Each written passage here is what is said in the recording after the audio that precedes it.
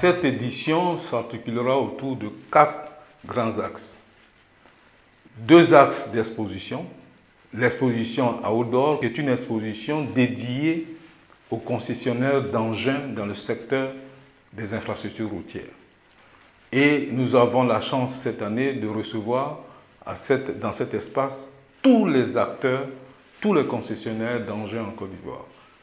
Donc, ça va être l'occasion aussi, dans le ring de démonstration, de précisément voir les différentes potentialités des machines, des engins. Et donc, aussi les machinistes pourront découvrir la profondeur de la gamme et la variété des différentes fonctionnalités de ces engins-là. Donc ça, c'est la partie outdoor de cette exposition. À l'intérieur, nous avons un bâtiment plus grand, de 3000 m², qui recevra à peu près une centaine d'exposants, qui sont plus dans la partie institutionnelle et B2B. À cela, il faut ajouter dans la partie indoor un espace dédié aux grands projets structurants de la ville d'Abidjan.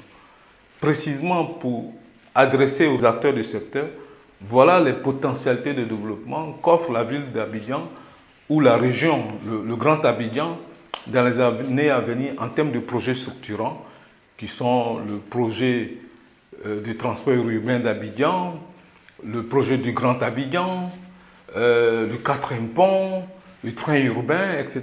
Toute chose qui va véritablement transformer de façon durable la physionomie de la ville et permettre aussi d'apporter une réponse au quotidien des gens dans leurs déplacements de tous les jours. Donc, cet espace-là se trouvera au cœur de la partie exposition indoor. Bien entendu, nous démarrons l'activité le jour de la cérémonie d'ouverture. Nous enclenchons un événement autour d'un forum spécifique à l'investissement dans le secteur des infrastructures. Ça sera un petit investir en Côte d'Ivoire, mais spécifiquement dans le secteur des infrastructures en Côte d'Ivoire.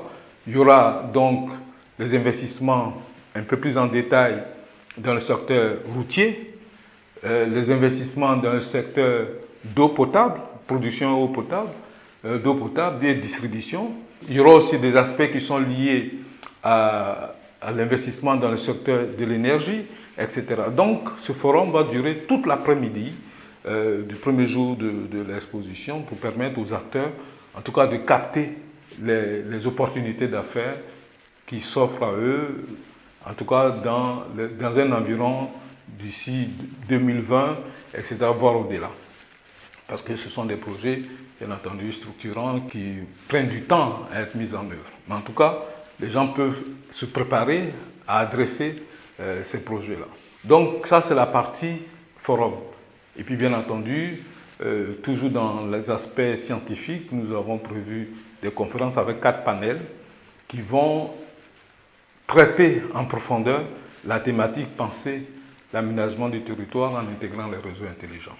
Et puis, bien entendu, pour finir, il faut renforcer les capacités des acteurs par rapport à des problématiques qu'ils rencontrent toujours. Donc, en partenariat avec le Moniteur France, nous avons initié la 2e édition de GBTP Formation sur le thème génie urbain.